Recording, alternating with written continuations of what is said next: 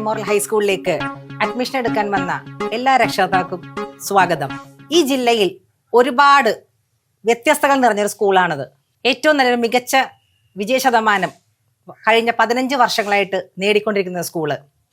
ഒരുപാട് നിബന്ധനകൾ, ചിട്ടവട്ടങ്ങൾ, വേറൊന്നിനുമല്ല, കുട്ടികളെ നല്ല രീതിയിൽ വാർത്തെടുക്കുന്നതിന് വേണ്ടിയുള്ള ഒരു സ്കൂളാണിത്. ഇവിടെ മുന്നേ പഠിച്ചിരുന്ന രക്ഷകർത്താക്കൾക്ക് അറിയാൻ പറ്റും കുട്ടികളുടെ നിലവാരം എങ്ങനെയാണെന്നുള്ളത്. അറിയാത്തവർക്ക് വേണ്ടി കുറച്ച് കാര്യങ്ങളുണ്ട്. അത് നമ്മുടെ HOD ഈ സാറ് നിങ്ങൾക്ക് വിശദീകരിച്ച് തരുന്നതാണ്. ഓക്കെ, എല്ലാവർക്കും നമസ്കാരം. നമ്മുടെ പ്രിൻസിപ്പൾ പറഞ്ഞ പോലെ തന്നെ നമ്മുടെ ഈ സ്കൂളിന് ചില പ്രത്യേകതകളുണ്ട്. വിദ്യാഭ്യാസം മാത്രമല്ല, കുട്ടികളുടെ വ്യക്തിത്വ വികസനം കൂടെ കൂടി കണക്കാക്കിയാണ് ഞങ്ങൾ ഈ സ്കൂളിലെ മറ്റുള്ള എല്ലാ പരിപാടികളും മുന്നോട്ട് നീക്കുന്നത് തന്നെ. അപ്പോൾ ഈ പല ആൺകുട്ടികളൊക്കെ മുടിയൊക്കെ നീട്ടി വളർത്തി അങ്ങനെ ഒന്നും ഇവിടെ പറ്റില്ല. അതുപോലെ പെണ്ണുങ്ങളെ മുടി പടർത്തി കളറൊക്കെ തേച്ച് അതും ഇവിടെ പറ്റില്ല. അപ്പോൾ മുടിയൊക്കെ കെട്ടിവെച്ച്, ആൺകുട്ടികളാണ് മുടിയൊക്കെ വെട്ടിച്ച് യൂണിഫോം ഇട്ട് മാത്രമേ നമ്മൾ ഈ സ്കൂളിൽ പ്രവേശനം അനുവദിക്കുകയുള്ളൂ. മറ്റൊരു വേഷത്തിലും ഒരാഘോഷത്തിനും വേറൊരു വേഷത്തിൽ നമ്മൾ ഈ സ്കൂളിലേക്ക് പ്രവേശിക്കാൻ പാടില്ല എന്നുള്ളത് ഈ സ്കൂളിൻ്റെ ഒരു നിബന്ധനയായിട്ട് തന്നെ നിങ്ങൾ കണക്കാക്കണം.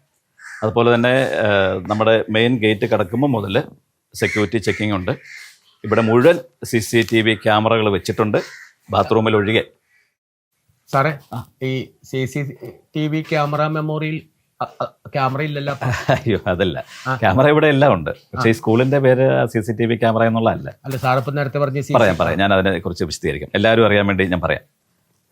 സി എന്ന് പറയുന്നത് ചിട്ടി എന്നാണ് അതിൻ്റെ അർത്ഥം. ചന്ദ്രശേഖരൻ TV എന്നാണ് അദ്ദേഹത്തിൻ്റെ യഥാർത്ഥ പേര്. പുള്ളി ഒരു ചെറിയ ചിട്ടി കമ്പനി തുടങ്ങി. അതിൽ നിന്ന് വളർന്നു വലുതായി കേരളം അറിയപ്പെടുന്ന ഒരു വലിയ മുതലാളിയായി മാറി. അദ്ദേഹത്തിൻ്റെ ഓർമ്മയ്ക്ക് വേണ്ടി മക്കൾ തുടങ്ങിയതാണ് ഈ ചിട്ടി ചന്ദ്രൻ TV എന്നുള്ള പേരിലുള്ള CCTV. നാട്ടുകാരെ പിരിവെടുത്ത കാശുകൊണ്ട്. അതെ, പക്ഷെ നാട്ടുകാരെ പിരിവെടുത്തെങ്കിലും അദ്ദേഹം ഒരുപാട് ചാരിറ്റി ചെയ്യുന്നുണ്ടായിരുന്നു. അപ്പോൾ നമ്മൾ പറഞ്ഞു വന്നത് ഈ സ്കൂളിനെ കുറിച്ചുള്ള പ്രത്യേകതകളാണ് പറഞ്ഞത്. ബാക്കിയുള്ള കാര്യങ്ങൾ പ്രിൻസിപ്പൾ ഒന്ന് പറഞ്ഞു കൊടുക്കാം. ഈ സ്കൂളിൻ്റെ ഫീസ് ഞങ്ങളെക്കുറിച്ച് ഒരു വിവരം തരാം. 3 മാസത്തേക്ക് 9,000 രൂപയാണ് ഫീസ്. അത് ഒരുമിച്ചടക്കണം. പിന്നത്തെ 3 മാസം പിന്നീട് അടച്ചാൽ മതി. കാലത്ത് 8:30 മുതൽ 2:30 വരെ. ഇതാണ് നമ്മുടെ സ്കൂൾ ടൈമിങ്. പക്ഷേ കുട്ടികളെല്ലാവരും രാവിലെ 8:15 ഈ സ്കൂൾ കോമ്പൗണ്ടിനകത്ത് കടന്നിരിക്കണം. അറിയാലോ, എല്ലായിടത്തും ക്യാമറ ഉള്ളതാണ്. ടൈമിങ് കൃത്യമായിട്ട് ഞങ്ങൾക്ക് കിട്ടുന്നതാണ്. 4-5 ബസ്സുകൾ നമുക്ക് സർവീസിനായിട്ടുണ്ട്. കുട്ടികൾക്ക് വേണ്ടി ബസ് ഒരിക്കലും കാത്തു നിൽക്കില്ല. നിങ്ങൾ ബസ് കാത്ത് ഒരു 5 മിനിറ്റ് മുന്നേ സ്റ്റോപ്പിലുണ്ടായിരിക്കണം. ഇൻ കേസ് ബസ് നിങ്ങൾക്ക് കിട്ടിയില്ല, മറ്റ് പ്രൈവറ്റ് ബസ്സിൽ കയറ്റി വിടരുത് പിള്ളേരെ. കുട്ടികളെ നിങ്ങൾ തന്നെ സ്കൂൾ കോമ്പൗണ്ടിലേക്ക് കൊണ്ടുവന്ന് കയറ്റി വിടണം. സെക്യൂരിറ്റി ചെക്ക് ചെയ്യും, നിങ്ങൾ രക്ഷകർത്താവ് തന്നെയാണോ വന്നതെന്ന് ചെക്ക് ചെയ്യും. ഇതിലൊക്കെ എന്തെങ്കിലും പിഴവ് പറ്റിയാൽ നിങ്ങൾ ഫൈൻ അടക്കേണ്ടി വരും. അല്ല, അതെ, ഈ ഫൈൻ എന്ന് പറയുമ്പോ എത്ര രൂപയാകും ഫൈൻ? അതൊരു 1000 രൂപ. 1000 രൂപ? പിന്നെ എല്ലാത്തിനും 1000 രൂപയല്ലാട്ടോ ഫൈൻ. ഇവിടെ സ്കൂളിന്റെ ഉപകരണങ്ങൾ അല്ലെങ്കിൽ സ്കൂളിൻ്റെ മറ്റു വസ്തുക്കൾ ഒക്കെ നശിപ്പിച്ചാൽ അതിന് വേരിയേഷൻ ഉണ്ടാവും. അതിൽ കൂടുതലാണ് എല്ലാ ഫൈനും വരുന്നത്.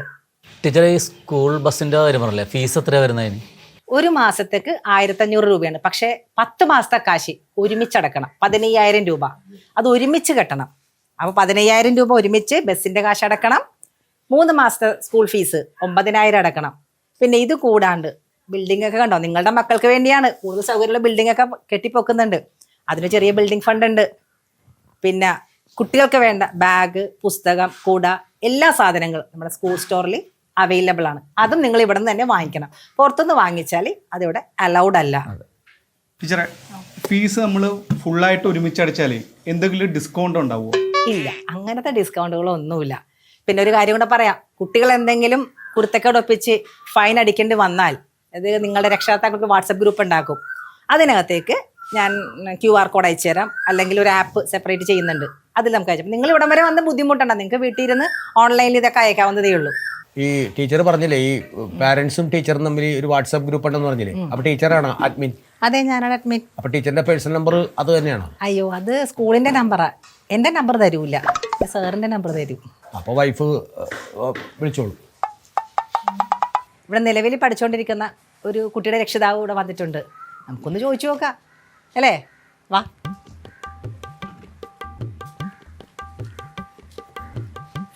കുട്ടിയുടെ പേര് വൃത്തിനിജ്ഞൻ ഏ? വൃത്തിനിജ്ഞൻ പ്രത്യേകൻ ആ. എന്റെ ക്ലാസ്സിലെ കുട്ടിയാട്ടാ. ഒന്ന് കേട്ട് നോക്കട്ടാ, അദ്ദേഹത്തിന് പറയാൻ ഒന്ന് കേട്ട് നോക്ക്, എന്നിട്ട് വിശ്വസിക്ക് എന്താന്ന് വെച്ചാ. നമസ്കാരം, ഞാൻ ഹർഷൻ. ഞാൻ ഒരു 2 വീലർ നന്നാക്കണേ, വർക്ക്ഷോപ്പ് നടത്തണേ. ചെക്കൻ നമ്മുടെ പയ്യൻ ഇപ്പോൾ 5ാം ക്ലാസ്സിൽ പഠിക്കണേ. ഇവിടെ വന്നതിന് ശേഷമാണ് അവന് ക്ലച്ച് ഇല്ലാത്ത ബൈക്ക് പോലെ ആയിരുന്നു പോയിക്കൊണ്ടിരുന്ന വെച്ചത്. സ്കെച്ചും ഇല്ല, ബ്രേക്കും ഇല്ല, ആകെ വഴി തെറ്റി റോങ് സൈഡൊക്കെ കയറിയായിരുന്നു പോയിരുന്ന. ഇവിടെ വന്ന് സാറ് ഞെട്ടും ബോൾട്ടൊക്കെ മുറുക്കി കേബിൾ മാറ്റി അതിൻ്റെ ഓയിൽ സീലൊക്കെ മാറ്റിയപ്പോഴാണ് ഇപ്പോൾ അവൻ പക്കയായിപ്പോൾ ഇപ്പം നല്ല പിക്കപ്പൊക്കെയാണ്. പിന്നെ നിങ്ങൾക്ക് ഈ സ്കൂളിൽ ധൈര്യമായിട്ട് കുട്ടികളെ ചേർക്കാം. ഫൈൻ സ്കൂളാണ്.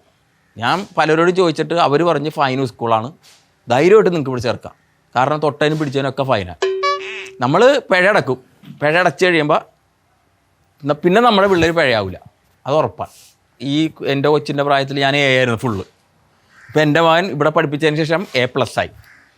ഇപ്പം നിങ്ങൾ ഈ സ്കൂളിനെ കുറിച്ച് നിങ്ങളുടെ കുട്ടികളെ ഇവിടെ ചേർത്ത് കഴിഞ്ഞിട്ടുണ്ടെങ്കിൽ നിങ്ങൾക്ക് നല്ലൊരു തീരുമാനമായിരിക്കുള്ളൂ. നിങ്ങളൊന്ന് ചിന്തിച്ച് നോക്കിയാൽ മതി, മനസ്സിരുത്തിയൊന്ന് ചിന്തിക്കുക. എന്ന് വെച്ചിട്ടുണ്ടെങ്കിൽ നമ്മൾ കുട്ടികളെ ഭാവി അല്ലേ, ഭാവിയാണ് നമുക്ക് വലുത്. ഈ എൻ്റെ കുട്ടി എന്ന് പറഞ്ഞാൽ കട്ടപ്പുറത്തിരിക്കണ ഒരു ബൈക്ക് പോലെ ആയിരുന്നു. ഈ സ്കൂളിൽ കൊണ്ടുവന്ന് ഇവർ ഓയിൽ ചേഞ്ചൊക്കെ ചെയ്ത് ബ്രേക്കൊക്കെ മാറ്റി ഇപ്പം പിക്കപ്പിൽ ഓടിക്കൊണ്ടിരിക്കണേ. എന്നെ അച്ചാന്ന് വിളിക്കൂലായിരുന്നു, എന്നെ ചാച്ചാന്ന് വിളിക്കും, ചിലപ്പോൾ മച്ചാനേന്ന് വിളിക്കും, തോന്നണ പോലെയൊക്കെ ആയിരുന്നു. ഈ സ്കൂളിൽ ചേർത്തപ്പോൾ ഇപ്പോൾ അച്ചാന്ന് വിളിക്കാൻ തുടങ്ങി. അപ്പോൾ മനസ്സിരുത്തി നിങ്ങൾ ചിന്തിക്കുക, എന്നിട്ട് ചേർക്കുക കേട്ടോ. അതുപോലെ നമ്മുടെ കുട്ടികൾക്ക് ഒരു കാരണവശാലും മൊബൈൽ കൊടുക്കരുത്. ഈ സ്കൂളിലെ എല്ലാ കാര്യങ്ങളും അറിയാൻ വേണ്ടിയിട്ട് രക്ഷിതാക്കളുടെ മൊബൈൽ നമ്പറിലേക്കാണ് നമ്മളെല്ലാ മെസ്സേജുകളും അയക്കുന്നത്.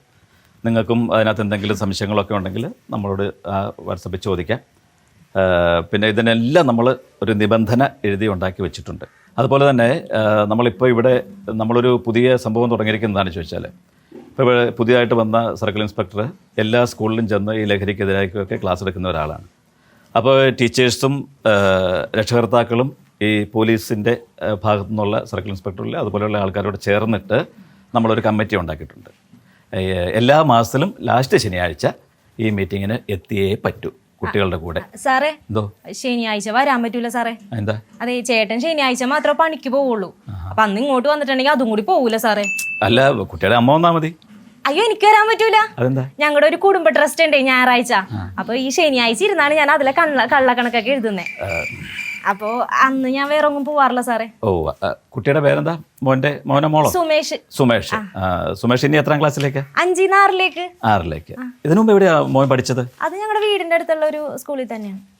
പിന്നെന്താ ഇങ്ങോട്ട് പോരാനുള്ള ഒരു കാരണം ഉണ്ടാവുമല്ലോ? അതെ, 5ാം ക്ലാസ് വരെ ആയെന്നുള്ളൂ സാറേ. അവന് ബേസ് ഒന്നുമില്ല, അവിടെ പഠിപ്പിക്കൊന്നുമില്ല. ഇവൻ ചെല്ലുമ്പോ ടീച്ചർ ഉണ്ടാവൂല, ടീച്ചർ എല്ലണോസ് ഇവനും പോവൂല. അങ്ങനെയൊക്കെയാണ് സാറേ. അപ്പൊ ഇവിടെ നല്ല സ്കൂളാണെന്നൊക്കെ അറിഞ്ഞു. ഇവിടെ നമ്മൾ അങ്ങനെയല്ല, ബേസ്മെന്റ് തൊട്ടാണ് നമ്മൾ പഠിപ്പിച്ചു വരുന്നത്. അടിത്തറയാണല്ലോ നന്നായി വരുന്നത്, അതിനുശേഷം കെട്ടുമ്പോൾ കിട്ടില്ല കാര്യമുള്ളൂ. അല്ല, ഇത്രയും നേരം ഈ അമ്മ മറുപടി വരുന്നുണ്ട്, ഈ അച്ഛനെന്താണൊന്നും മിണ്ടായിരിക്കുന്നത്? അല്ല, ഞാൻ പറഞ്ഞത് ഇഷ്ടപ്പെടാനായിട്ട് പോയതാണോ? അയ്യോ, അതല്ല സാറേ. ചേട്ടനൊരു ശീലമുണ്ടേ, ഈ ചുണ്ടിന്റെ അടിയിൽ ഒരു മരുന്ന് നോക്കൂലേ, തുപ്പി കളഞ്ഞിട്ട് ഇപ്പൊ ഒരു. അതെല്ലേ, ഒരു കാര്യം ചെയ്യേ, ഹസ്ബൻഡോടെ പുറത്തോട്ട് പൊയ്ക്കോളൂ കേട്ടോ. ഇവിടെ അഡ്മിഷൻ ഇല്ല മോന്. അങ്ങനെ ഇറക്കി വിടൊന്നും വേണ്ട, ഞങ്ങൾക്ക് അറിയാ പോവാനായിട്ട്. വലിയ സ്കൂളുകാർ വന്നേക്കണ്, ഞങ്ങൾ പൊക്കോളാം. ദേ, പിള്ളേരെ ഇവിടെ തന്നെ പഠിപ്പിക്കാനാണോ ഉദ്ദേശം? എന്റെ പൊന്നേച്ചി, ഇവര് ദേ കൊല ഫീസാണ് ഇവിടെ മേടിച്ചോണ്ടിരിക്കണം. വേറെ എന്തോരം നല്ല സ്കൂളുണ്ടെന്ന് അറിയാമോ? ഓ, എന്ത് വലിയ ന്യായീകരണമാണെന്ന് അറിയാ പറയുന്നേ. ചേച്ചി ഇവിടുന്ന് മാറ്റി വേറെ സ്കൂളിൽ ചേർക്ക്, നമ്മുടെ പിള്ളേര് നന്നായി ജീവിച്ചോളൂ. ഇതിങ്ങക്കടെ അഴയിലോട്ട് കൊണ്ട് ഇട്ട് കൊടുത്താൽ ഇന്ന് പട്ടാള ചിട്ടാണെന്നാണ് വിചാരം. ഈടാ നിങ്ങൾ അങ്ങനെ വഴക്കടിക്കില്ലേന്ന്. നിങ്ങളെ കുട്ടികൾ നിങ്ങളിവിടെ പഠിക്കണമെന്ന് നിങ്ങളൊന്ന് ചിന്തിച്ചു നോക്ക്. താനിവിടെ ചിന്തിച്ചോണ്ടിരുന്നോ? മാറങ്ങോട്ട്. പേരൻസ് ഇങ്ങനെയാണെങ്കിൽ മക്കൾ എങ്ങനെ നന്നാവാനാ? ഇത് ഒരു കാര്യം എല്ലാവരോടും വളരെ വ്യക്തമായിട്ട് പറയാം. ലഹരി നമ്മൾ ഇവിടെ ഉപയോഗിക്കാൻ പറ്റില്ല, അത് കുട്ടികളാണെങ്കിലും പേരൻസ് ആണെങ്കിലും. അങ്ങനെ ആരെങ്കിലും ഇവിടെ ഉണ്ടെങ്കിൽ അവർക്ക് പുറത്തേക്ക് പോവാം. അത് ചെക്ക് ചെയ്യാനുള്ള യന്ത്രങ്ങളൊക്കെ നമ്മുടെ കയ്യിലുണ്ട് കേട്ടോ.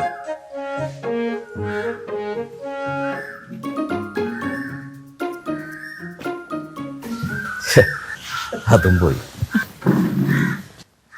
അപ്പോൾ CCTV എന്ന നമ്മുടെ സ്കൂളിൻ്റെ നിയമങ്ങളും നിബന്ധനകളും എല്ലാം നിങ്ങൾ കേട്ടതല്ലേ? ഒരു കാര്യം പറയാം, ഈ സ്കൂളിൽ പഠിക്കണമെങ്കിൽ ഈ ചിട്ടവട്ടങ്ങളെല്ലാം കൃത്യമായിട്ട് പാലിക്കണം. ഫീസിൻ്റെ കാര്യത്തിൽ യാതൊരു കോംപ്രമൈസും ഇല്ല. നിങ്ങളുടെ കുട്ടികളെ ഞങ്ങളെ ഏൽപ്പിച്ചാൽ അത്രയും പെർഫെക്റ്റ് ആക്കി പഠിപ്പിച്ചു തരാമെന്നുള്ളത് ഗ്യാരണ്ടി ഞങ്ങൾക്കുണ്ട്. നിങ്ങൾക്ക് സമ്മതമാണെങ്കിൽ മാത്രം നിബന്ധനകൾ അംഗീകരിക്കാമെന്നുണ്ടെങ്കിൽ ഉള്ളവർക്ക് ചേരാം, അല്ലാത്തവർക്ക് പോകാം. ഞങ്ങൾക്ക് യാതൊരു നിർബന്ധവും ഇല്ല. തീരുമാനം നിങ്ങളുടേത്. ഓക്കെ?